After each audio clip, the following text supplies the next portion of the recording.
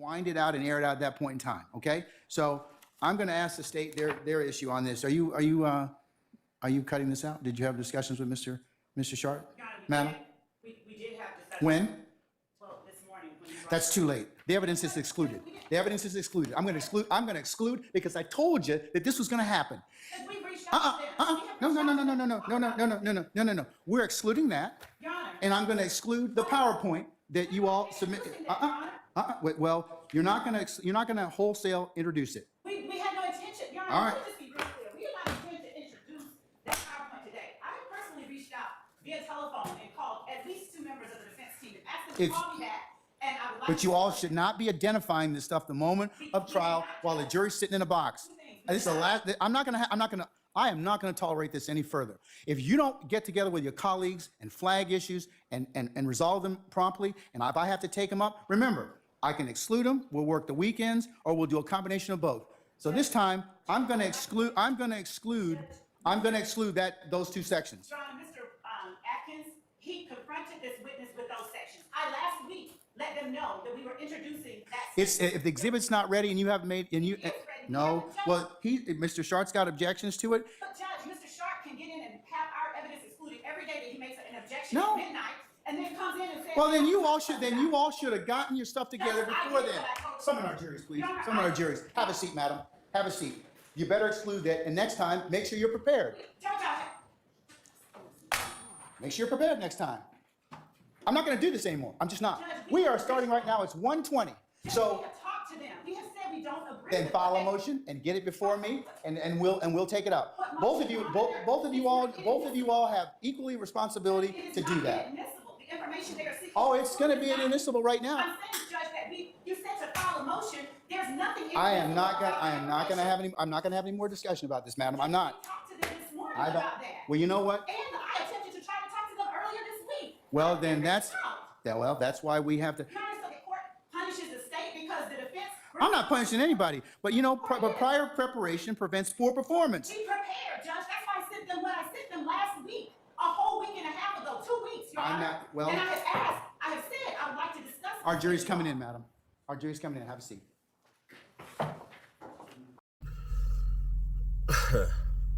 Yeah, she don't like when she don't get it away, pardon me.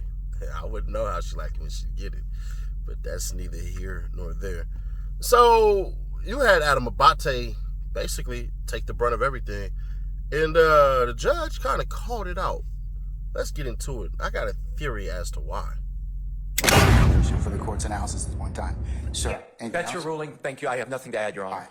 And Your Honor, what happened with the Sally Port, the conversation being reinitiated by the defendant, that actually happened, and we have the proof here to show it to the court. Well, based upon what you've argued so far, in this particular circumstance, this court's of the opinion that once you, I mean, it's like this. Once you initiate your right, or you revoke your right to be examined and have counsel, and to have counsel present at that point in time, the courts are very, let's just say, cautious about reinitiation at that point in time. And you all presented to me what was the salient point of this particular issue is. So if I believe at this point in time that he's invoked unequivocally his right to counsel at this point in time, the questioning is supposed to stop. You're not supposed to go out and get cigarettes and do everything else. It's supposed to stop. I mean, that's this court's opinion. So, and that's my ruling. And Your Honor, the thing is that, Your Honor, we did not. You're arguing with me now, Ms. Love. So can we stop at this point in time? Your Honor. If you have other evidence independent of this, I'll consider it at the appropriate time. And we do, and that is what I was asking. So if the court will permit me to actually introduce the evidence that we have, as the court in State versus Paldo 309 Georgia 130, where it says a suspect who asks for a lawyer at any time during a custodial interrogation may not be subjected to further questioning until the suspect reinitiates the conversation. And in that, they are citing Dozier versus the State 306 Georgia at 35.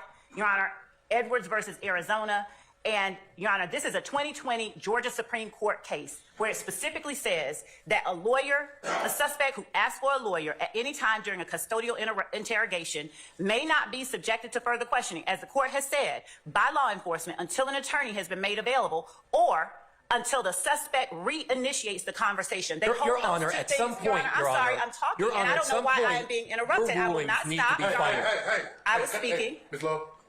Y'all got. I'm sorry, I was speaking. Both y'all can't talk at the same time. I know, I was Honor, the speaking, and I state expect can you talk. to allow to speak when I'm speaking. Hey, both of you all need to just take it down a notch. And so, Your Honor, if I may finish, because I was the one speaking before Mr. Weinstein interrupted. But you continually engage in this pattern of behavior, Ms. Love. You don't want to accept my ruling. Your Honor, I know you're being an advocate, but at some point, stop.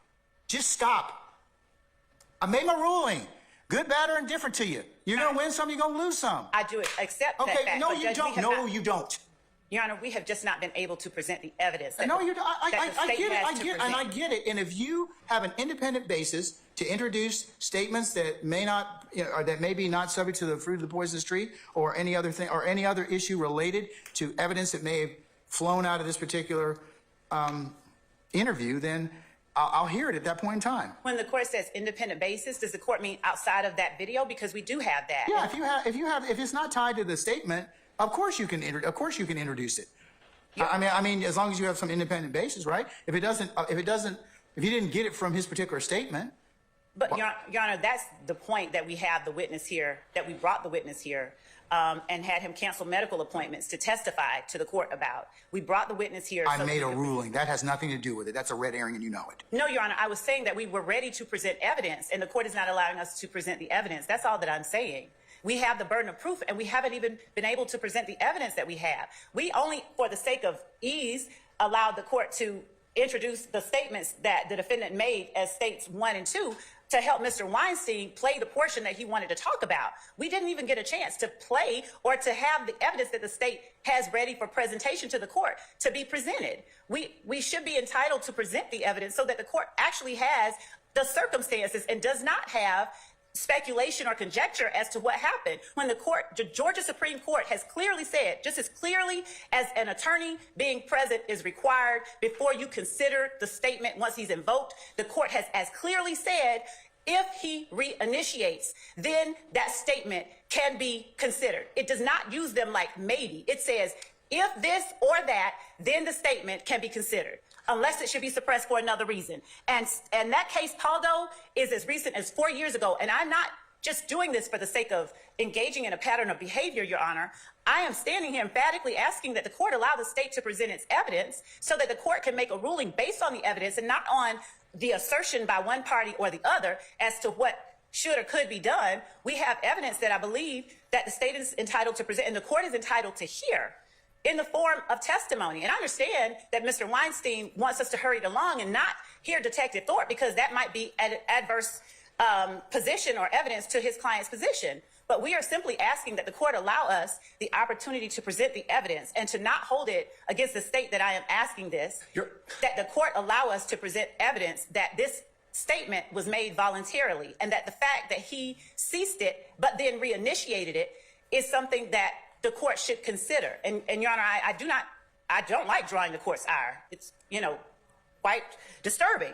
But I cannot in good faith not present evidence when we have a whole burden of proof to show the court that it was made freely and voluntarily. And when the evidence that we have is sitting right outside the courtroom. And the court's whole purpose for having these hearings is to determine the truth and to decide what is fair. And without hearing from Detective Thorpe, I don't know how the court can discern what the truth of the matter is, hearing only a portion of a recording and not hearing from the people who were actually standing there talking to and listening to the defendant. Unless without hearing Detective Thorpe, the court is making a credibility judgment before even hearing what he has to say. May I please speak? Please, may I please speak? Okay. And Your Honor, I was asking that the court... Are you finished, madam? I was not, Your Honor. I was Your Honor, Hold up. You got 30 more seconds. Wrap it up. And Your Honor, I'd ask again the court for the opportunities for the state to be able to present evidence so that the state can meet its burden and not have the court make any kind of ruling based on really partial pieces when the court does not have a totality of the circumstances as a part of the record. for the court to consider. So I would ask the court in earnest to allow us to at least present the testimony of Detective Thorpe, if not today. I don't mind doing it. I said in my email to the court and to counsel that we can do this closer in time because he does have or did have that appointment closer in time to when this matter will be right. But Your Honor, I implore the court to allow us to actually present the evidence that we have to present. I appreciate Your Honor giving me the moment to speak. Thank you. Your Honor, I apologize for interrupting the state earlier, but the state can talk the ears off a donkey. This continued filibustering has got to stop so that opposing counsel can speak. Your rulings at some point have got to be final, Your Honor. Whether you hear from Detective Thorpe or not is irrelevant. He requested his lawyer, he invoked his right to not speak anymore, and I don't care what schmoozing Detective Thorpe did out at the Sally Port, taking my client off camera. I don't know what went on down there. I don't know what self-serving, well, I have some idea. I don't know what self-serving statement Detective Thorpe could possibly give to this court that would cause the court to change their order. This continued going back whenever the state loses in this case has got to stop at some point, Your Honor. Thank you. Let me put down the check marks real quick before we even get started. Y'all gonna laugh, y'all gonna get pissed off, and y'all for sure gonna feel where I'm coming from. Got it? All right, cool. Miss Love is not a stupid idiot. Miss Love isn't a moron. She's not a dummy. She's not anything. What she is devoid. She's an engineer, and she's a lawyer. So that can't even be associated with being stupid or dumb or anything like that. It's not that at all. She's devoid. Wrong D word. Trying to call her dumb. It's not that. She's devoid of emotions. She's devoid of the moment. She's devoid of her audience. The people that she's used to talking to are people that are 50 and something up. The white collars. The people who go to work every day and they know they're about to sit in jury duty for about 4 days, and more than likely, they believe the state. They can't understand why somebody wouldn't want to talk to the police. They can't understand why you wouldn't just comply even though you did nothing wrong and you have your rights. So those are the individuals that she used to pander in and peddle in the BS to. Why do I know this? Well, because when she went ahead and got our man Shane Kendall basically die, because the family said it, because they all said it, they all knew it. Basically, we'll try to do it this way, right? And I'm going to try to do this real quick. Medical staff at notorious Atlanta jail let autistic teen waste away and die. Lawsuit says, at 15, Shane Kendall, an autistic child with bipolar disorder, schizophrenia, and intellectual impairment, allegedly fatally shot his mother. Despite Kendall's disability, prosecutors charged him as an adult with murder. Before he turned 19, he died at the Fulton County Jail. That's why I say devoid.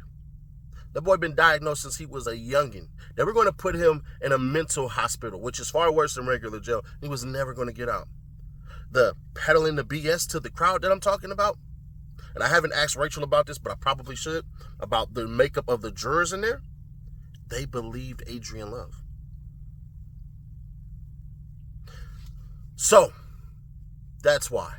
But Adrian Love, her being a freaking juvenile court judge, when I say that, don't that scream at y'all like, hell no? Then on top of that, I believe, and this is just me, I believe that Adrian Love is taking the licks in the back about what just happened. Because when Abate was sitting there doing the plea deal for what's my man's name? Pee Wee Roscoe? Hold on. Pee Wee Roscoe. P as in pimp, E as in everyday, E as in everyday, W for weed, E as in everyday, another E as for everyday, R as for rolling, O as in own. Now let me stop. Y'all's killing me in the comments. His voice, it's so amazing. It's so sonorous. I got a good voice too, but it's neither here nor there. So, y'all see how, remember when Gunna did his plea deal? Who was there? Adrian Love. When Motoon did his plea deal, who was there? Adrian Love. Come on now. I think she got bumped to the back of the back because she's not good at this stuff. You got to learn your people's strengths and weaknesses. Do I believe that she got demoted?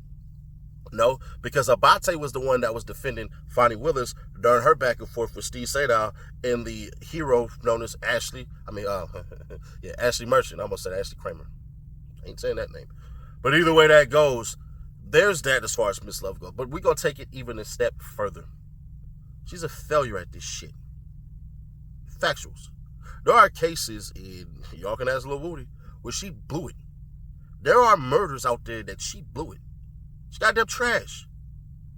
Now, that with her horrible campaigns, trying to be the DA for Soperton County, is some of the worst horribleness you've seen in a while, because it sounds like a robot. Like, if I literally just sat here and talked like this, hey, my name is Adrian Love.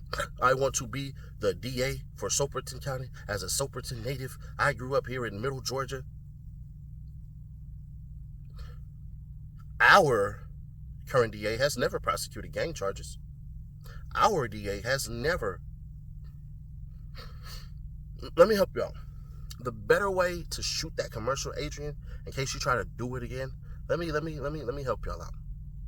Is what you do is talk to the families. You don't sit up here and point towards the accolades. You do it just as simple as this.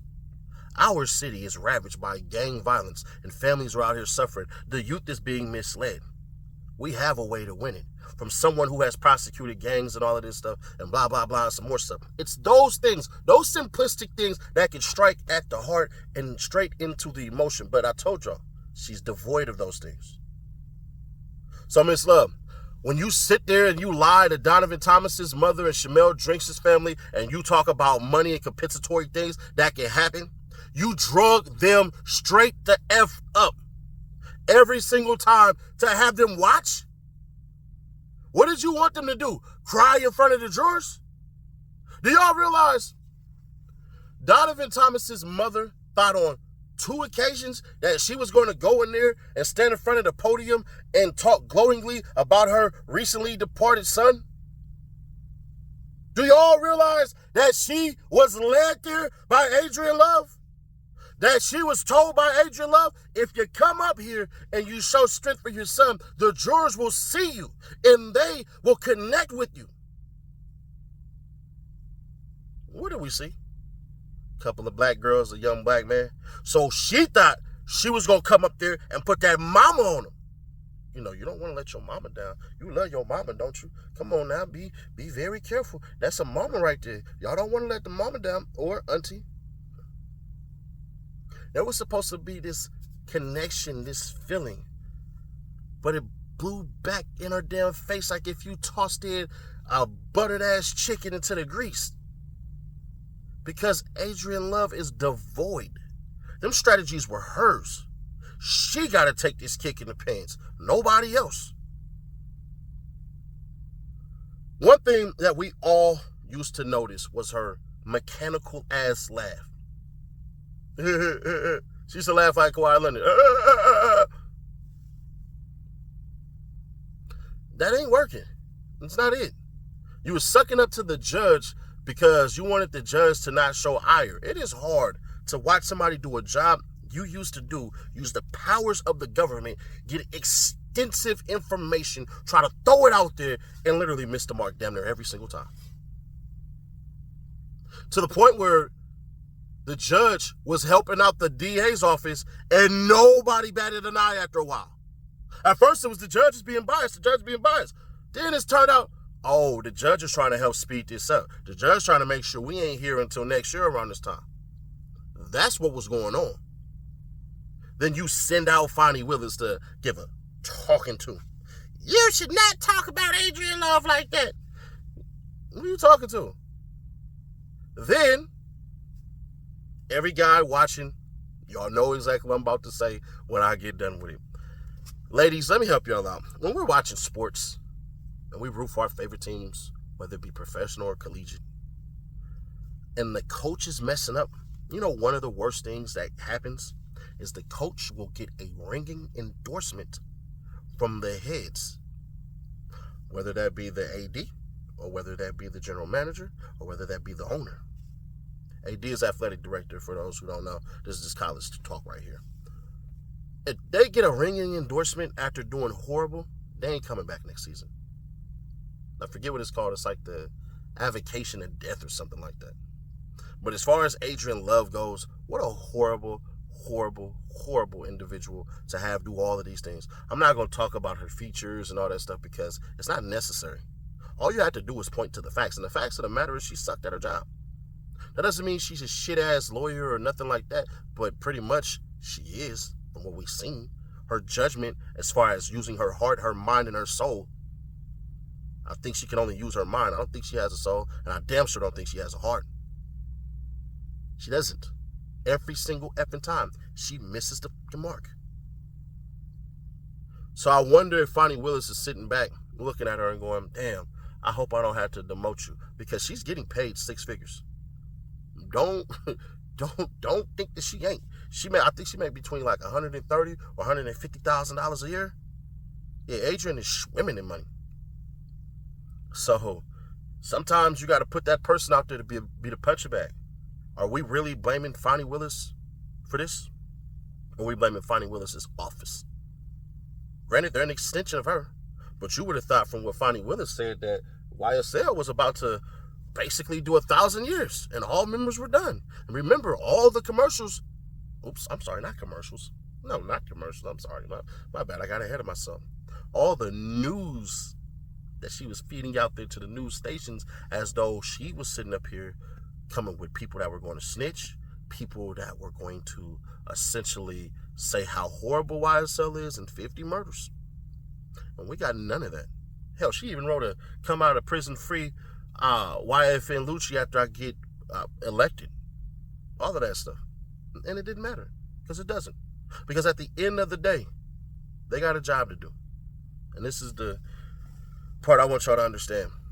When y'all see this stuff, and y'all see how ugly this is, think about the victims.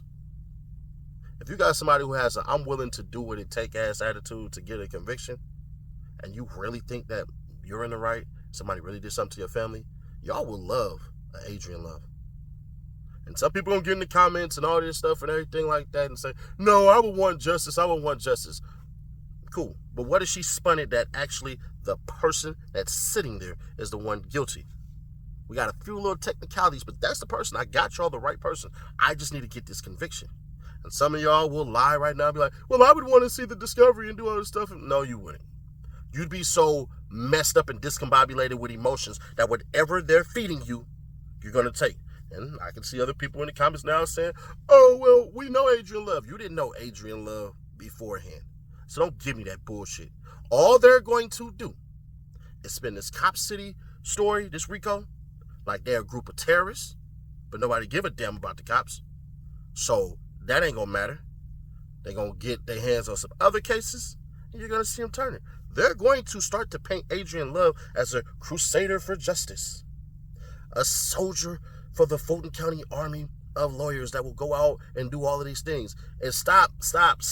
Now, I normally don't even say stop, but can y'all get off of Doug Weinstein's case about him saying the other lawyers over there are fine people? Do you know why, once again? Because you still have to have good relationships with these people.